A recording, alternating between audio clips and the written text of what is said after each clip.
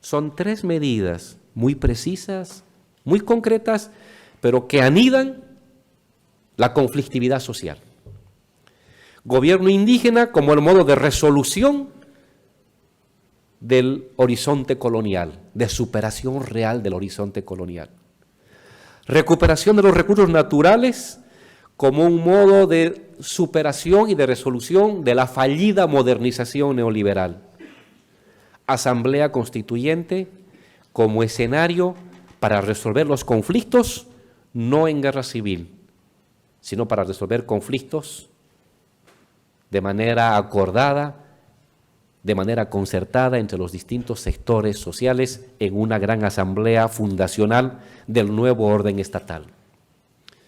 Estas tres consignas se convertirán en consignas y en ideas fuerza, es decir, en ideas movilizadoras, es decir, en ideas con la capacidad de articular sectores sociales, de promover movilizaciones y de generar un principio de esperanza, diría el filósofo Ernest Bloch. Una esperanza, porque la gente no se mueve solamente porque es pobre, la gente se mueve cuando cree que hay un destino posible distinto al que vive. Ese es el principio de esperanza. Y Asamblea Constituyente, recuperación de los recursos naturales, gobierno indígena se constituyeron en las tres ideas fuerza que produjeron al interior de la sociedad un principio de esperanza, es decir, que es posible otro tipo de sociedad, que es posible, que es real, un orden distinto al actual orden vigente que se está fisurando, que está derrumbándose, que está fracasando en los resultados que había prometido.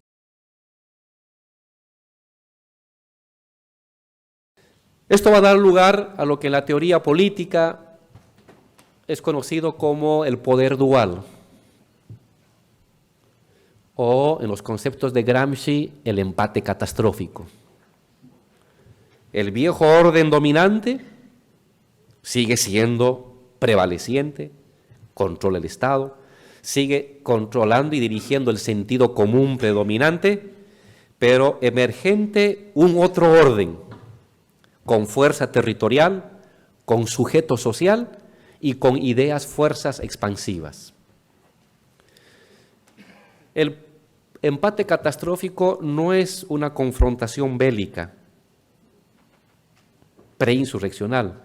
El empate catastrófico es la confrontación de dos proyectos de sociedad con sustento y apoyo social. Porque uno puede tener en el escritorio 100 proyectos de sociedad. La cosa es que ese proyecto de sociedad tenga raíz, tenga cuerpo en la creencia sensible de la ama de casa, del estudiante, del trabajador, del transportista, del vecino. Cuando eso sucede, es un sentido común. Cuando el proyecto encarna en la práctica y en la creencia y en el sentido común de la gente, se convierte en un otro proyecto de sociedad emergente.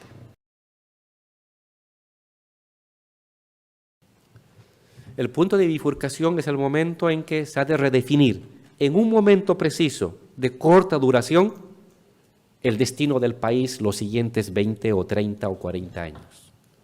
Es decir, es el DNA de la futura época. Lo que venga a suceder los siguientes 30 años van a redefinirse en un momento muy preciso, muy corto de la confrontación social. La historia de las revoluciones muestra que toda revolución verdadera tiene un momento, un punto de bifurcación. Y lo que hemos aprendido nosotros de ese punto de bifurcación son dos cosas. Que la llegada a un punto de bifurcación está precedida por victorias ideológico, morales y culturales previas. Ahí Gramsci tenía razón. Que la modificación de la estructura de clases de un Estado, que la modificación del poder de una sociedad real tiene que estar precedida por victorias ideológicas, por ascensos culturales, por construcción de un sentido común de la vida, o, usando a Durkheim, por preceptos morales y lógicos de la organización de la vida. Esto inevitablemente precede a cualquier transformación real. Y en ese sentido, la estrategia gramsciana de la guerra de posiciones, de la guerra cultural, de la lucha cultural, de la modificación del debate público, académico, universitario, mediático, artístico, intelectual, decisivo, porque se necesita modificar o crear las bases de un nuevo sentido común, de nuevos preceptos intelectuales, morales y lógicos con los que las personas están dispuestos a aceptar su vida cotidiana.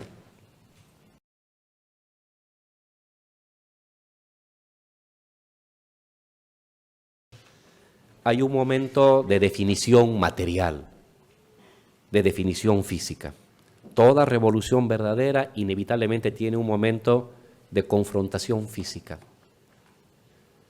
No necesariamente de enfrentamiento, pero al menos de mirada y de contabilización de tus divisiones, de tu fuerza, de tu capacidad, de tu resistencia, de fuerza bélica social.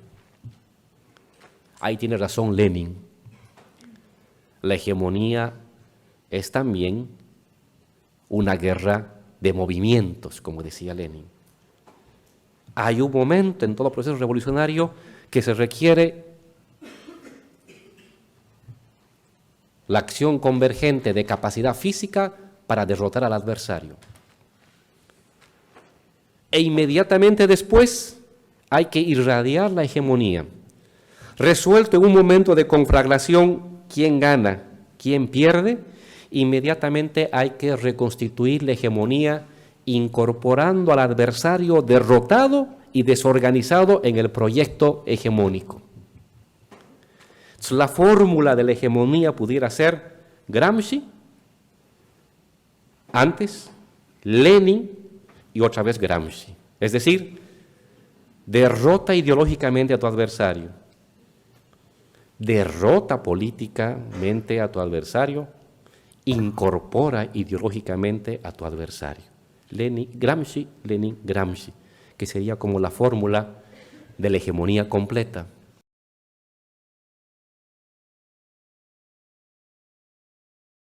No solamente hemos reconocido, por lucha propia, por conquista propia, a los pueblos indígenas originarios como naciones indígenas, preexistentes a la nación boliviana, aymaras, quechuas, guaraníes, mojeños, idionos, trinitarios, 32 naciones indígenas. Naciones, no culturas, no etnias, sino naciones preexistentes al Estado boliviano con derechos colectivos, como sujetos de derecho colectivo. Hemos introducido en la Asamblea Constituyente el derecho colectivo como un nuevo tipo de derecho. Están los derechos individuales, los derechos políticos, los derechos jurídicos, los derechos económicos propios de la Constitución contemporánea a nivel mundial, pero hemos introducido un cuarto derecho, en verdad 5 derechos, los derechos de los pueblos indígenas y el derecho de la madre tierra. Somos una Constitución con 5 derechos que enriquece los 3 derechos heredados del estado de bienestar construido desde Europa y llegado a América Latina desde mediados del siglo XX. Pero dijimos, no solamente es el reconocimiento de los pueblos indígenas como sujetos de derecho colectivo, sino que a la vez el propio Estado boliviano está sufriendo un proceso de indianización, es decir, de incorporación física, material, simbólica y organizativa de las prácticas y de la participación indígena.